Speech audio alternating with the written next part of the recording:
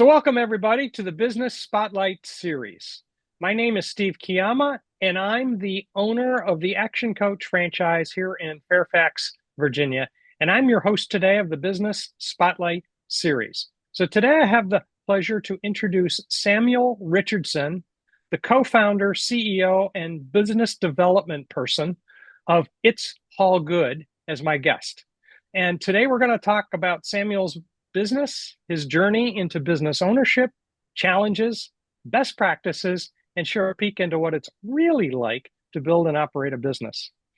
So if this is your first time on the channel, be sure to like and subscribe to get notifications when a new show like this drops. Samuel, welcome to the show. Thank you for being here today. And please give us a little bit of background about who you are and tell us a little bit about your business. Yeah, thank you for having me, Stephen. I appreciate it, and it's always good to be here. So, a little bit about me, as you kind of mentioned, I am the co-founder. I do have a business partner, and I run It's All Good Junk Removal and Donations. We've started niching down a little bit more. I'll talk about that, but you can see right behind me here. This is essentially what my operation looks like. Right, we've got a bunch of these big green trucks, and we go around and take away unwanted belongings from people's homes and businesses, and people who are downsizing their life, and we try to get those items into the hands of people who can use it. So we kind of think of ourselves as kind of like Robin Hood, take nice, lightly used items and go back out and redistribute them to organizations and people who have a need for those types of things, so that they don't just get thrown away. That's part of the business. We do still have to throw things away, but for the most part, that's what we do. Awesome. So let's just go a little bit into the structure of the business. You've got a partner, Yes, sir. investors, outside investors, anybody else out there? No outside investors. We have some shareholders, my wife and my business partner's wife. Okay. All They right. very high vested interest in our success and have played a Yeah. big role in that. But Yeah. in terms of monetarily, no, it's the two of us. We started off with a third, and we've already been through a partner buyout at this point in our business. But we got two of us now. What did you learn from that buyout process? I think the number one thing I learned in the beginning, I will have to eat some humble pie here and say that at the point in time, we can talk more about this. We were working with you actually through some coaching, and to your great advice and many other people who tried to share this with us early on, that we should have a operations agreement between us as partners. And we thought we were all good friends. We, as many people I think who go into business at early ages do, we thought no worries, that's not a big deal. Don't worry, we can handle it. I would absolutely go back, even as best buddies, and I would set up an operations agreement and expectations for one another, as well as what we're willing to sacrifice, as well as what the expectations and kind of deliverables are for each of our roles. And I would set that up on day one, because Awesome. that's really where it comes down to, as well as just like a marriage, having some sort of regular line of communication where we can hash those things out and make sure we're still on the same page. Awesome. That was such a big learning for so many people. That matters so much. Where do you see it going from here? Yeah, really good question. So, we've been able to have some success here in Northern Virginia. So we've dominated this market quite a bit, but we know that there's still a lot of business left. So I'm one of those people who's very easily distracted, and I know this about myself. One of my favorite quotes actually is "Know thyself." Knowing this about myself, I have to be very committed to staying focused, and that's really what we've decided, is that we want to stay very hyper focused on growing just Northern Virginia. That includes really the Loudoun County area, Fairfax County, Arlington, Alexandria, and kind of that upper northeastern side of Prince William. And really, we're focused on just absolutely, when we feel like we've absolutely dominated this market and we've got kind of a figure in mind, we feel like we've maxed this out for all it's worth, then we'll look into either A, starting some auxiliary services or something that allows us to expand upon what we're already doing, or two, the less likely one, which I don't really want to do, is expand. Just from a bandwidth perspective, I really enjoy being able to operate in a market where I can meet my clients, see the people we work with, know my team, and I'm sure somebody like you could change my mind on that. But for right now, that's where we're at. All right, so but we're going to pick up on a little bit of what you just said. A little bit more into who do you serve? Who's the target audience, and why that? So the very end user, the person that our service essentially delivers very well for, is the person you think about for many of us as adult children who have aging parents, or if you are what you would consider an aging parent, if you're somebody who has been in the same home for 20, 30, or 40 years, you've got a paid off mortgage and you're thinking, what's the next phase of life where I slow down a little bit more, or maybe speed up and try to get out of having things weighing you down, like a house and dogs and pets, and you got kids out of the house. That person is the person we come in and we help them as they're downsizing or right sizing in some cases, get rid of everything inside of a home. It's a daunting task. We work with a lot of families who are maybe moving overseas and not taking anything with them. We're in Northern Virginia. There's a lot of military families, government employees. So that situation happens more common than you would think. And then the other side of it is mostly our clients are downsizing. So they're downsizing, or so there's been a death in the family, an estate is having to be, kind of purged of all the things remaining in it. There's usually a real estate transaction that's trying to happen on the back end of that.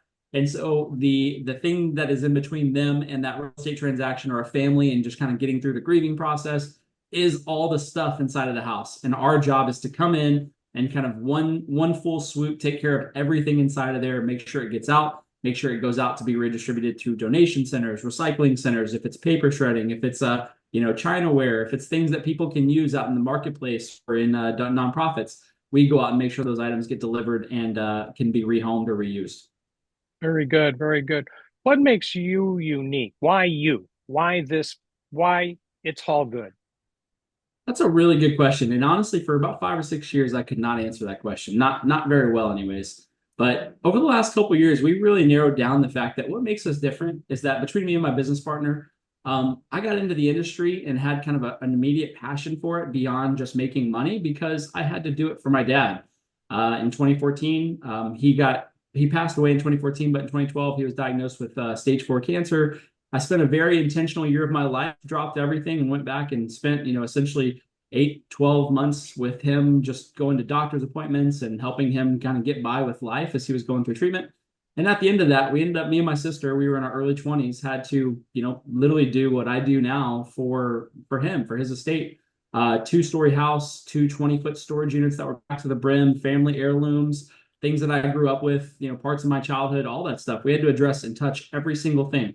So for me, it was much deeper whenever we started thinking about what makes us different. To be honest with you, there's a lot of people who can come pick up your couch off the curb. As a matter of fact, people listening to this, there might be some of you guys who even add, junk removal is a very common home service, kind of add-on service. If you're in the moving industry or landscaping, they're like, yeah, we can do junk removal too because we got trucks, right? It's a very common add-on. There's not very many people who understand the emotional side of it and the kind of the empathy piece that comes along with having to get rid of like half your life or all of the things that have been your possessions.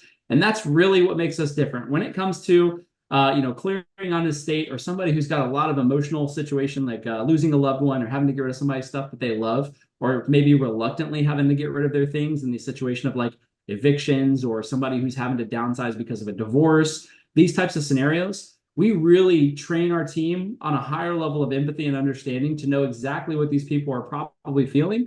And then we make them feel a lot better about having to part ways, because we also ensure that they're going to give the best chance we possibly can to getting those items to a resource, a home, like a donation center or some sort of nonprofit, or maybe it's a faith-based organization where somebody can inevitably use it again, which makes people feel a lot better about going through that process. Is that in a way what led you to choose this particular kind of business to go into? I think that that's a huge part of it. In the beginning, if you had asked me to identify that, I couldn't have clearly stated it, and I couldn't have known very well. I hadn't kind of honed in on that idea. But the longer we stayed in business and the more we did this, the more I just gravitated to that type of client and that type of situation. And I absolutely would come alive in a situation where I was talking to somebody who had just had this kind of insurmountable situation, right? My mom just passed away. My dad's going through something, and I've got to get rid of his whole house here. In a lot of cases, these people didn't even know that this happened. They didn't know the house was, overwhelmingly stuffed with stuff, and they hadn't been to the home in 10 years. Or maybe it was the house they grew up in and they moved away and they hadn't seen it in 4 or 5 years since mom or dad's health started deteriorating.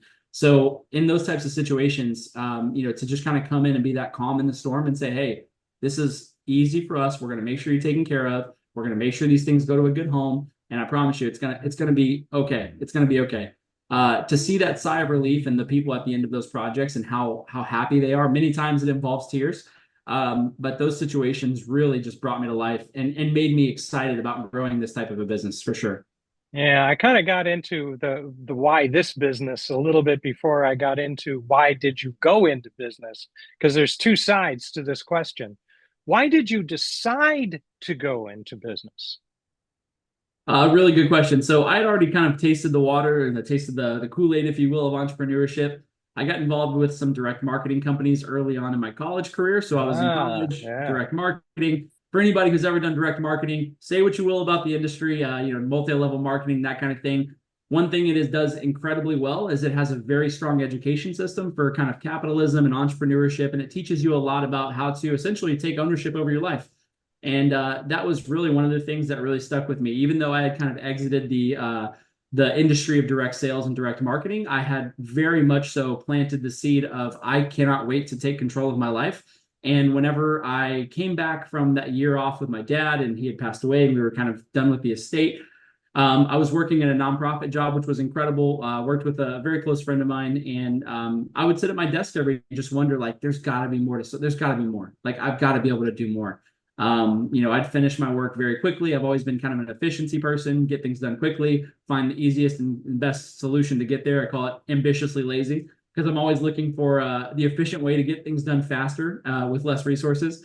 I was sitting at my desk one day and I was thinking, you know what? I want to go do something. And an ad popped up actually for, I think it was like foreclosure cleanouts. And it said something about clean out junk out of houses and make, millions of dollars or whatever it was. And I was like, that was the one thing, the catalyst that made me think I just got to do it. Like I just got to get started, right? So I approached my friends, Adam now and my other friend at the time, and I was like, hey, I'm gonna go buy a pickup truck and I want to start this business. I just want to start, taking away people's junk and maybe we do some flips or renovations. We never found a single property to flip, never did. But we did start taking people's couches whenever you find out in Northern Virginia. Not a whole lot of people drive pickups. So we got started getting those phone calls. Hey, can you guys come get a couch? Can you come get this crap out of my backyard? And then that quickly turned into a very steady, steady flow of junk removal leads. And that's what really allowed us to niche down and stay focused on just junk removal and donations. Awesome, awesome, awesome. So you had, on one hand, you had the entrepreneur virus, Yeah, and on the other hand, you had a particular experience of your own to drive you towards this particular idea. exactly. Awesome, awesome, awesome. Um, what has been, I mean, for you, it's been a journey. I've seen some pieces of it. What has been the most memorable hurdle you've had to overcome along this way? Ooh. Memorable hurdle. I would say that I would not necessarily recommend this, but I would say that if you're going through it, I would encourage you to find other people going through it at the same time. I got my business started in the same year that I met my now bride, my wife. And we started dating and courting during that time.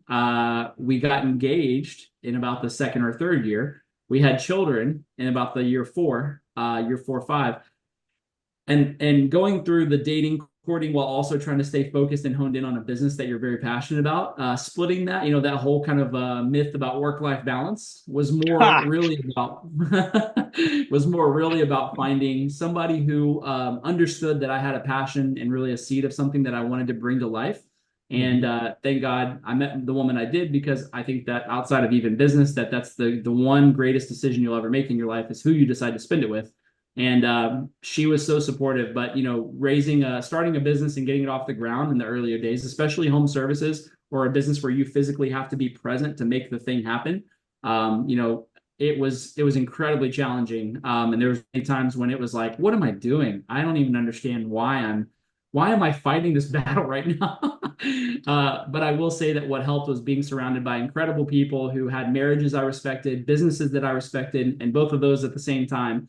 And they could give me some perspective. Sometimes it's just as simple as, hey, you're in a very short season, just keep pushing through, right? Just don't quit. Just keep investing in each other, keep loving on each other. Your business is going to take off. Don't worry, you're doing all the right things. Sometimes it's just that encouragement. Some of that you even gave to us. I remember many times where it's just like, hey, I know that you don't see the results yet, but you're doing the right thing. And then on the flip side of that, it was also sometimes that I was being a bonehead or a knucklehead, and I just needed to stop doing whatever I was doing. So again, I guess all that to say, the biggest challenge is really, if you're going through multiple phases of life between relationships and progression in your business, to really make sure you surround yourself with really good counsel. Because if it hadn't have been for some of the key relationships in my life, I don't know that I would have made it through that.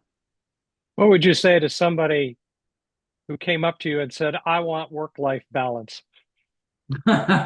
Well, I would say good luck. Good Good luck with luck. that. Yep. I think Yeah. I think I mentioned to you before, but I'm a big believer in work-life integration, and I'm much more convinced that that's possible than I am work-life balance because Hmm. they really don't separate very well when you're passionate about what you do and when you love what you do and you have high aspirations for what you want to do with it. Mm. There's an issue about priorities. Right. It's a priorities balance. It's not a life balance. Yeah. Yeah. Yeah. Good, good, good. Um, Talk to me a little bit about you've built a team. What's been your experience in the team building, team leading, team managing world? If I had to sum that up in one phrase, it would be your business and your team will never outgrow your own personal development. Good. And so I think that, the biggest thing was frustrating for us, especially early days. We hired some people who, quite frankly, were better than we deserved because we were figuring out a lot of things about business and we were making some pretty crazy mistakes. And, thankfully, we had some people who stuck it out with us. They weren't perfect by any means, but, honestly, I look back and I think I wouldn't have stuck around as long as they did. But I think that the biggest thing that we've always had going in our favor is that we were very communicative about how much we care and that we were always very honest with people and even about our shortfalls. Hey, we're not the best at this. We're trying, but we're not the best at this. And I think that people who have worked for us have always been very understanding that, at least we're honest about that. We're not trying to fake something we're not. But on the flip side, there's definitely been some of the biggest challenges we've had have been in our staff. And as somebody who tends to see the best in people and wants to believe that people are inherently good and want to be good people. We've been burned so many times, and I would encourage people who are in that situation, who especially home services we deal with a lot of turnover in some cases, and people who maybe are just looking for their next paycheck and not necessarily in trying to invest in a team or do anything much more than just make money is that don't let the actions of one destroy the spirit for many, because that spirit of giving to others and being the person that people that goes above and beyond for people who maybe are in a tough situation, your employees and your team often.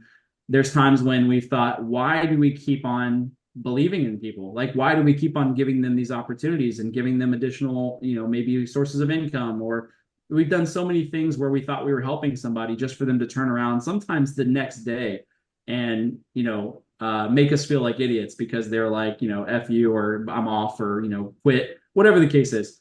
But we never let that stop us from doing it for the next person because we've had some incredible people who are still with us now who've stuck around because of those exact same reasons. Because hey, you guys helped me out. You put me in a situation where I didn't have an opportunity and now I did. Whatever the case is, you've invested in my personal development. And those are the types of things that some people will take for granted, but many people will not. And I'm glad we keep on doing it. Let's go from that. You've learned a lot then. Um, how do you today approach recruiting and hiring? Core philosophy is really good people, no good people. And that's Ah, good, kind of good. our core philosophy. It is just like everything else. It has nowadays become very expensive to hire and get, what I would call hiring leads or, staffing leads. Yeah. So the best way is to find, spend the time and energy, especially if you're networking. That's our best hires have come out of people who we know and just ask them, Hmm. hey, do you know anybody looking for a job? Hmm. And then once we find a good person, you typically can ask that question, who do you know? That's Hmm. also a good person. Hmm. And it's Hmm. honestly led us. We've got right now um, maybe 5 people on our team who are the result of one person on our team. Isn't that interesting? Very interesting.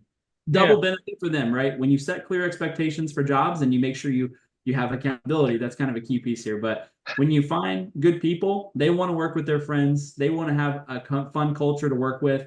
And when you're doing something like junk removal, where quite frankly, the work can be pretty arduous and painful and hurt some days and not be very pleasant, it makes it a lot better to work with people who you like and people who you can have fun with and our team really knows how to not take that for granted and enjoy working with each other. And then they just keep introducing us to more and more of their friends, which is awesome. You used a big word, expectations. Hmm. How do you approach expectations in a team building organization structure? Really good question. We are still getting better at this, so I want to make sure I add this in that it is something that's ever changing, ever evolving. But we are very from day one, we have learned that it is in nobody's service to avoid tough conversations, especially early on. So if you have something that you know is a typical issue, or maybe people eventually, like, we used to have a hard time telling people that they might get dirty and hey, this job might be hard, or you might have to crawl in a basement crawl space and have bugs and stuff on your head and all that. And nowadays, we lead with that stuff. So we are very upfront. This is the job. This is what it entails. This is what we expect of you. This is what we expect you not to do.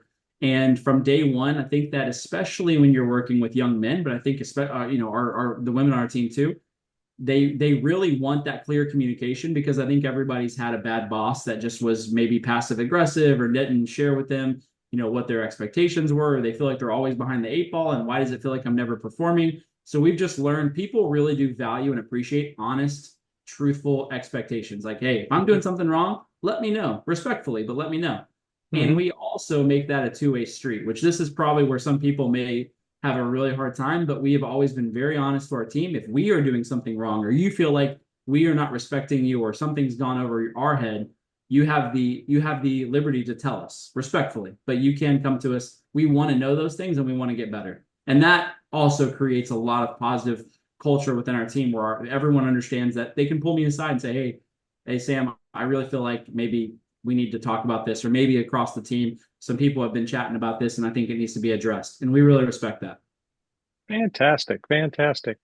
So let's look ahead. What does the future look like in 5 or 10 years? Mm. Yeah, really good question. So, we've gotten connected to some really good folks over the last couple of years who have really put in our mind kind of for those of you who have ever read the E Myth, right?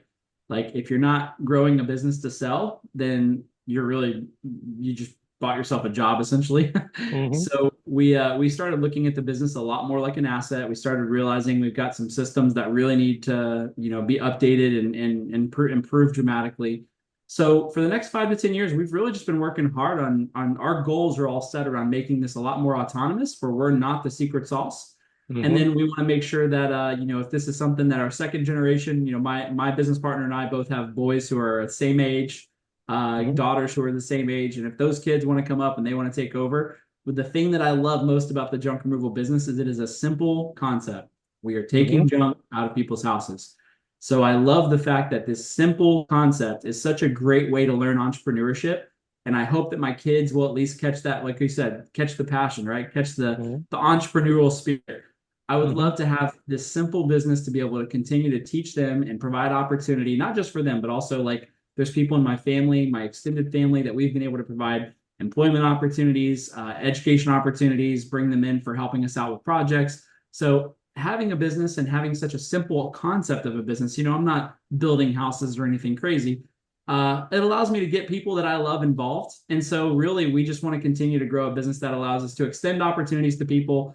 And then also for me to hopefully pass on something to the next generation that they can either, maybe we sell it, maybe we continue to, cash flow it, and I can turn this concept and my skill sets into something else. I definitely have more things in me. I know I want to do more businesses, but for right now, it's all about kind of creating that autonomy and allow us to just have a really incredible service that, quite like I said, dominates Northern Virginia. We want to be the go-to business for junk removal, donations, and estate cleanouts in Northern Virginia. Okay. Okay. So you don't see AI as a threat anytime soon.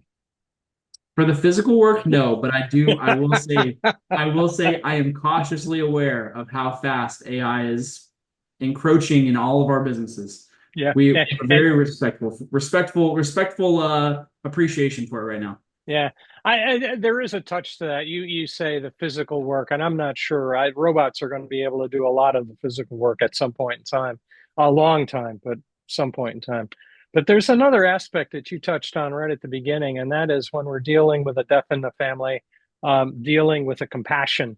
Hmm. I think it's going to be a stretch before it isn't going to be people that are providing that compassion as opposed to um, machines.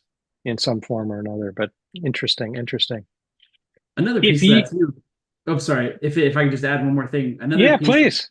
why we focus on the service we do with like the estates and the downsizing is because that means that most of our demographic of our client base is going to be probably 70 and above. If Hmm. not, they're going to be adult children. But a lot of the people we interact with, they still want to have a phone conversation. They still want to talk to a real person. And for a while, I would imagine that we will always have to have that solution available to our inbound, prospects and customers because AI will dominate a lot of younger generations, but there's going to be for the next 15 years, those people who quite frankly just don't want to think about it. They don't want to deal with it. So we will adapt and have those solutions in place, but we also understand that we're going to have to, because of who we serve, have solutions that still allow them to have heavy access to kind of your traditional methods of communication. Real human compassion. Yeah, exactly. Awesome. If you started your business again today, what would you do differently? Hmm, that's a great question. If I was actually to start over again, if I'm being really honest with you, I would actually not start the business at all. I would have started working for one of the largest companies in my space, and I would just spend 2 years of my life doing nothing but learning. I would have Mm, absorbed every ounce of information and leadership that they'd be willing to invest in me, and I would have gotten as much information as I could so that I could hit the ground running a lot faster. There's still things that I know I could take away from working for a large national or international corporation that does what we do, mostly from a marketing and sales and how much data drives decisions. Like that's mm, the one thing that fascinates me is how much large companies value data and what they do with that data. And there's a whole world that I haven't seen when it comes to mergers and acquisitions and how they value data and marketing that I really wish I had had some sort of corporate background or some sort of higher level entrepreneurial understanding before I got started because it would have changed a lot about how we operate. So I'm still learning, getting around smart people, but if I could go back and do it all over again, I actually wouldn't have started myself. I would have learned from somebody for a few years and then I would have come out and really done my own thing. that's a good piece of advice, actually. Good, good, good, very good. All right, so we're going to start into some rapid fire questions as we head towards wrapping up here. What's the key to success for you? Very good question. The key to success is I like I told you, I have the mentality nowadays that if there's something that is standing in the way of me and what I where I want to be, I convince myself and I'm of the mindset that I have to love it. And I convince myself that I love the work. And at this point in my life, I've successfully convinced myself that all the things that stand between me and my future that I want, I love the process. I am obsessed with the process. Learning, the education side, meeting people, networking, getting to know people, investing in people, and helping them get to their goals. All of those things, I have convinced myself that it is not work and it is not something that I have to dread, but I absolutely love it. And the more I convince myself I love it, the more I continue to actually love it. And it actually now brings me joy. I feel like when I'm not doing these things that I am not nearly as happy as I am when I'm alive and meeting people and connecting and making things work out in the marketplace. So the whole concept of fake it till you make it, I think that there's something there Hmm. that really does. When you just do the hard thing long enough, you actually love the thing. Yeah, liking something is a decision, Hmm. not an event. Yeah. So Yeah, sometimes yeah, you got to push through. I know everybody wants the warm and fuzzies when you're starting something, but yeah. honestly, you just do the hard things and eventually you start to love them and then you see results. And I was joking with somebody the other day that we're talking about businesses that just seem to appear out of nowhere and they're already on their way to $1 billion, and we sat there and said, yeah, okay, so they had 20 years of homework before they got there. So Nothing true. ever just shot out of nowhere. Exactly. I know it's so true. Fantastic. So, if you walked out of here and tomorrow morning you were at a networking event and you ran into a aspiring business owner or somebody who is literally just getting going, what's one piece of advice you would give them? I actually was just sharing this with somebody, so very relevant. I would say, find out really early on, define what you want really early on. For 4 or 5 years, I probably watered down my results and my success. I was not unwilling to do hard work, but I had no idea why we were doing it. And I didn't define who we wanted to serve. I had no idea. I just knew we wanted to be successful. And because of that, I didn't know who to ask for. I didn't know how to properly leverage relationships. I didn't know what I was even saying when I was going into a networking event aside from, hey, I don't know. I just want to work with you. Can I Hmm. help you? Can you help me? Hmm. So I think by having a really clear understanding of what you want to accomplish, you multiply your efforts with everything you do significantly. Hmm. So really slowing down to speed up, I think, is the Hmm. key to early success. The people who always come out of the gate and, like you said, I think become those people that we all kind of awe and admire is people who were on fire and knew exactly what they wanted. They were laser focused on the desired result. And those Hmm. people always know how to get the fastest results to get to where they want to go because they can clearly see it. And Hmm. I did not for many years. And I would Hmm. always tell people to slow down and focus on what they want first before Hmm. they start throwing in. You'll still get there, right? Like we know you can still get there, but the Hmm. amount of leverage and effort you have to put in is significantly higher when you don't know where you're going. Yep. Good, good, good, good. So, what's one book you're reading now or have read recently that has real impact on what you're doing now? I'm actually rereading a book called Who Not How. Hmm. And that book is, if you've never picked it up before, for anyone who's listening, it is such a paradigm shift. Hmm. When you're an entrepreneur, you want to wear all the hats, or you don't want to, but you have to essentially. And then you Hmm. read that book and you realize you actually don't have to. It's okay. It's okay to bring in smarter people than you. As a matter of fact, it's encouraged. Um, In fact, you get ahead faster if you do. exactly. It is incredible. It's such a one of those books you just take a deep breath and go, wow, Hmm. that that sounds incredible. I would Good. love to do more of that. So Yeah, really good book. it is a really good book. I love it. Yeah. So you've had a great journey. What you most proud of? Oh, by far my kids. And even more so, if I'm being really honest, I think I'm most proud of, and this is one of those things that it took me a while for people to bring it to my attention to me, for me to realize how proud of it I am, is that there's honestly no level of business success that means enough to me to sacrifice raising kids well. And Hmm. it's just one of those things that means more to me than anything is just making sure I have great kids. So raising a really being the kind of person that my kids want to grow up to be is more important to me than anything else. Back to priorities. Good, good, good, good. If you could significantly improve one area of your business tomorrow, you got a magic wand. We're in a Harry Potter movie. You're going to swish and flick or whatever that was, and you were going to improve one area tomorrow. What would it Hmm. be? I would say 100% it would be the AI side, AI innovations. Hmm. Um, that's one of those things that we're still kind of diving into and getting to know better. Hmm. But we have this expansive information and knowledge of all these clients we've served and how they need to be served, and a lot of deep understanding of what they want and how they need, how we need to interact with them. Hmm. But the implementation of how AI, because I feel like a lot of this is still very much so kind of testing. It's like how much interaction does somebody actually want with a bot, and how much are they Hmm. willing to interact, and how far can you take that completely hands-off interaction versus having people involved.